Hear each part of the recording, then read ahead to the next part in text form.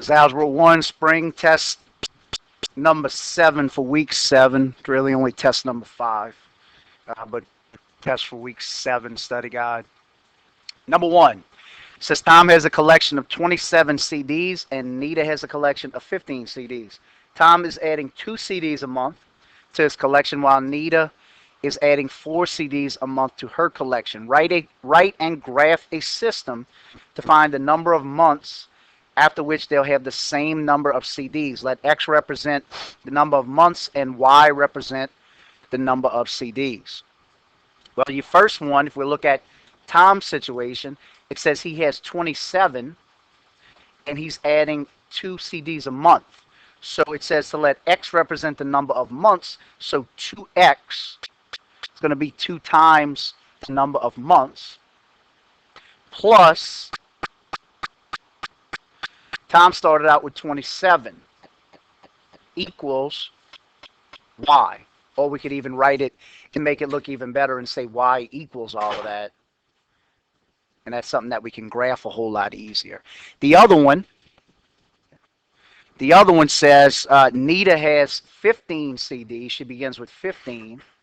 Nita has 15, and she's adding 4 per month.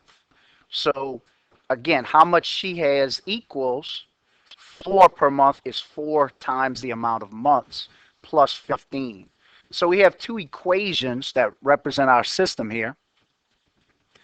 And we're trying to find out when will they be equal. Now we can graph each of these equations because they're both in mx plus b form.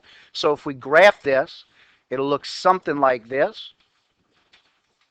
Now we're going to have to get to the number 27 and the number 15. So we're not dealing with any negative numbers, so we can kind of eliminate the bottom part of our graph, and we could just look at it this way. We don't have to deal with any negative values. So it says y equals 2x plus 27. If we count, say, by 30s, or we could do by 15s, might even be easier. 5, 10, 15, 20, 25, 30, and so on and so forth. 35 like that. Be an easy way we could see it. It says he begins at 27. So 5, 10, 15, 25, 27, about right there. Goes up to and to the right 1. Remember his slope value. This is his slope value, and this is his b value. His slope value is 2, so up to and over 1. Again, if this is 5, we're only going to go over 1, so it'll look something like this, up to and over 1. Or look something like that. It'll be very small like that, just to show the graph. And her CD collection will begin at 15, 5, 10, 15. It'll go up 4 and to the right 1 again. So hers will look something like this. So when we draw those 2 straight lines through both of those, it'll create an intersection for us it'll create an intersection somewheres for us. Now, since we're doing it this way, remember this was the first way we used to determine where that point's going to be. We have to make an estimate of that intersection right there. Okay? That's not the easiest way to do this. Remember, this is the first way we learned. We would have to make an estimate of what that point is. That's very, very hard to do. We've learned 2 methods of solving systems since then. The first one was substitution, and then the last one we learned was elimination or combination. Different words for the same thing. This one is set up in a way where it's easier to use substitution, just because we have our x's, or we have our y's isolated already. Remember, with substitution, it's easy if they're written side by side. This is your value, or this is your expression to represent y. You can determine that because it says y equals all by itself. So in place of y, we could substitute that value in. 2x, or that expression in, plus 27 is equal to the rest of the equation, 4x plus 15. Now it just turns into an equation with variables on both sides. Bring your smaller 2x over to collect your x's on the same side. It's positive, so subtract it. When you subtract it on one side, do likewise on the other side. It'll leave you 2x on the right. You still have plus 15 over there, and you still have 27 on the left. The 2x is gone. So since you brought 2x, or you brought your x values to the right side, bring your plus 15 to the other side by subtracting it. If you do it there, do it here. 27 minus 15 is going to leave us with 12. equals 2x, and then get x by itself by dividing by 2. So x's value is going to be at 6. So we can kind of look at that picture and estimate that this intersection is happening at the number 6. But again, that's a sketched quick graph. It would have been very, very hard for us to get 6 out of that. But we got the number 6 algebraically. So since you have x's value, take that value and plug it in place in the other equation in place of x. So y equals, instead of 2 times x, 2 times 6 plus 27. Follow your order of operations. 2 times 6 is 12 plus 27. And y equals 39. So the place where the 2 points, or the place where the 2 lines will intersect, Nita and Richard, or whatever it was, Nita and Tom, where their lines are going to intersect, is at x comma y, 6, 39. That's the point where they'll both intersect. So what that's saying is, after 6 months, they'll both have 39 CDs. After 6 months, they'll both be 39. Okay, we're picking up with number 2. Says find a solution to the following system of equations. And we learned 3 different ways to solve systems. The first one is the least reliable method, because you have to graph 2 lines and you have to estimate the point where they cross, and then you plug it back in. The 2 methods we learned after that, substitution and elimination, were much more reliable because you can do them algebraically without having to do any estimating. It doesn't tell you which method to use on number 2, though. A little bit later in the study guide, it tells you use substitution or use elimination. But you can use whatever method you feel most comfortable right here. Now, this one's set up to where the combination or elimination method makes it work. So what you want to do is go back to that one and look at what you have. First thing you want to check and make sure your x's are stacked, your y's are stacked, and your constants are stacked. So that part's true. The next thing you want to check is to see if you have opposite coefficients at all. Now we have 3x and negative 2x. We have 5y and 4y. The easier pair to make into opposites is 3 and negative 2, because both of those numbers go into the number 6. And since one's already negative and the other positive, that's one less thing you have to do. So what you need to do is ask yourself, what do I need to multiply 3 by to get it to turn into the number 6? And that answer is 2. So when I multiply 2 times 3x, I'm going to get 6x. But you can't just multiply the 3x times 2. It has to be distributed to the entire trinomial. 2 times 5y is a positive 10y. And 2 times negative 3 is negative 6. Okay, so that's the first transformation. The second one is we have to ask ourselves, since we're making the opposites of x, 6, we want to make 6x and negative 6x. We want to say, what do I need to multiply negative 2 by to get it to become negative 6? And that's an easy answer. It's 3. Again, though, we can't just multiply 3 times negative 2x to get negative 6x. Even though that's all we want to do, we can't.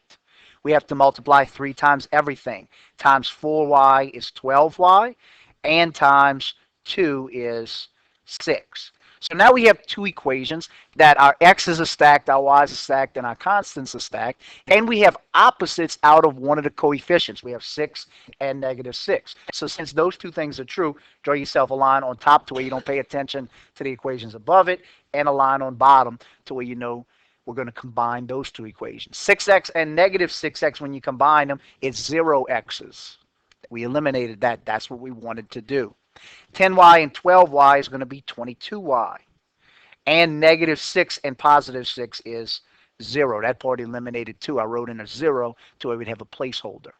So now to get y by itself, just take divide 22y by 22. Just do it like you would normally do that to separate y. If you do that to the left side, divide the same thing on the right side. And 0 divided by anything is 0. So now we have a value for y. That's not good enough. That's not all we need. We need an ordered pair, an x and a y. We need the point where the 2 lines cross. So just take that value 0 and plug it into one of the equations. You have 4 options. You have this as an option, this, and then you have the 2 you created as options. Those are probably larger, the 2 you created, since we had to multiply by something. So don't use those. Use one of the ones at the beginning. Both of them look about the same, so we use the top equation. 3 times x plus 5 times y, we got a new value for y, equals negative 3. Our new value for y is 0. So we'll plug it in right there. Anything times 0 is simple. We know that that's 0. We eliminated that part. The rest of it says 3x plus that nothing equals negative 3. So 3x equals negative 3. And then to get x by itself, divide by 3 to get x. Do the same here. Negative divided by positive is a negative. 3 divided by 3 is 1. Now we have an x and a y. Again, if this is as far as you go, you're not going to get credit on your test tomorrow. You need to put it in an ordered pair. You need to put it as x comma y or negative 1, 0. That is the name of the point where the two lines intersect. That's the only solution for both of those equations. That's the answer to the problem, negative 1, 0. Number 3 says, what is the solution of the system of equations? Now, this system is set up easier for substitution. You can use elimination. You can combine them. You're going to have to change both of them, just like we did for number 2. But this one's set up easier to write them side by side. Y equals negative 3x plus 7, and y equals negative 4x minus 6. Since y is already all by itself, that expression represents y. Remember, that equal sign in the middle is a balance point. It's exactly the same on the left of the equal sign as it is on the right. So in place of y, we could substitute that value in. Negative 3x plus 7 equals negative 4x minus 6. Now it just turns into an equation that has variables on both sides. Bring your smaller x's over to your larger one side. Negative 4 is smaller than negative 3. So add 4x. If you add it there, do the same here. Negative 3x plus 4x is x, 1x. You still have plus 7. You still have equals negative 6. Undo the plus 7 part by subtracting it. Negative 6 minus 7 is negative 13. So now you have a value, not an expression, but a value for x. That's not good enough. We need something for y as well. Take negative 13 and sub it back in place of x. So now you have y equals negative 3 times our new value for x is negative 13 plus 7. Negative times a negative we know is a positive. 3 times 13 is 39. So we have y equals 39 plus 7. Y equals 46. So we have an x and a y value again, written as an ordered pair. X comma y is going to say negative 13, 46. And that is the solution. That's the only point the two lines will cross each other. Negative 13, 46. Number 4 says graph each system, tell whether it has no solution, one solution, or infinitely many solutions. When you look at these two equations, you can see something that's exactly the same for both of them. You can look right away and you can determine that their m value is the same. Their slope value is the same. So this is a special type of equations. This is a special type of system. Anytime you have the same m value, negative 2, the answer is no longer going to be one solution. That one's out. They won't cross each other. These lines won't cross each other because they're moving up and over at the same rate. So it's either going to be no solution or an infinite amount of solutions. The way you can determine it is you know that since they have the same slope, the lines are parallel. They definitely have the same slope. The way you can determine if they're parallel or if they're the exact same equation is to look at the y-intercept. One of them is 5, the other is negative 4. That means one of them is going to cross through at 5, the other one's going to cross through at negative 4. So these are not the same line. One of them is going to look like that, the other one's going to look like that. These are parallel lines, which means they have no solution. No solution. And if you graph these exactly, again, the first line, y equals negative 2x plus 5, would begin at plus 5. You would go down 2 and to the right 1 with your second point, and the graph would look like that. I just sketched them quickly. The second equation would begin at negative 4. Again, it would go down 2 and to the right 1 right there, and a line would look like that. So that's a sketch of them. That's a sketch of parallel lines. They will never cross each other. So there's no solution. We're going to do the same thing with number 5. It says graph them, determine if it's one solution, no solution, or infinitely many solutions. So as we look at these, all you have to look at is the m value, the slope. If the number is not the same, there's going to be a point somewheres where they're going to cross. And if there's two lines, if they ever cross each other, then there's one solution. So the answer is one solution. Anytime that number's not the same, there's going to be one solution. Now, if we graph that just to satisfy what we need for the problem, it says y equals 2x plus 5 at positive 1, 2, 3, 4, 5. It's going to cross through this first equation. It's going to go up 2 and to the right 1. So we got to go up 2 more and to the right 1. We're going to go through there. The line should look something like that. Okay. The other equation, y equals negative 2x plus 4, is going to begin at plus 4. It's going to go negative 2 is its value. So remember, slopes are always fractions, down 2 and to the right 1. Down 2 and to the right 1 will look like that, and it'll cross through like that. So that's what the two lines should look like. There's one point where they're going to cross, so there's one solution. Number 6 says the sum of two numbers is 85. The difference is 23. Write a system that describes the situation and then solve by elimination to find the two numbers. So you have to know a couple of things right here. You have to know what this word sum is. You also have to know that you have two numbers. So since you have two numbers, you don't know what they are, one of them has to be x, the other one has to be y. You know that sum means plus. So x plus y is 85. There is one equation. The other equation says the difference is 23. Difference is a key word that means subtraction. So x minus y is 23. Here is your system of equations. X plus y equals 85. X minus y equals 23. Then it says use elimination to solve the two numbers or to find the two numbers. This one is set up perfectly for elimination. We have x is stacked, y stacked, constant stacked. That's what we want. And we have opposites. We have negative 1y and positive 1y. Those are opposites right there. So since they're already set up nice and neat for us, combine everything. X and x is like 1x plus 1x is 2x. 1y minus 1y is no more y's. And 85 and 23 is 108. So we have 2x equals 108. To get x by itself, we know how to do that. Just divide by 2. And x is going to be equal to 54. So that's the point, 54. That's one of the numbers is going to be 54. If we graphed each of these equations, it's going to cross through at 54. The other one, we're going to plug that value 54 back in place of x to get what 85 is. Okay? So 54 plus y equals 85. You could have plugged it in just as easily to the second equation. Subtract 54 on both sides.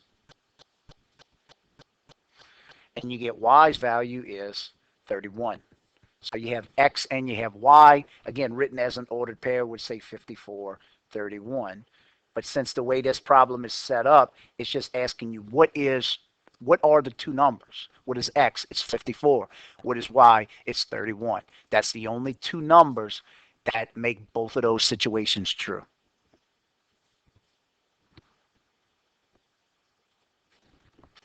Solve the system using elimination.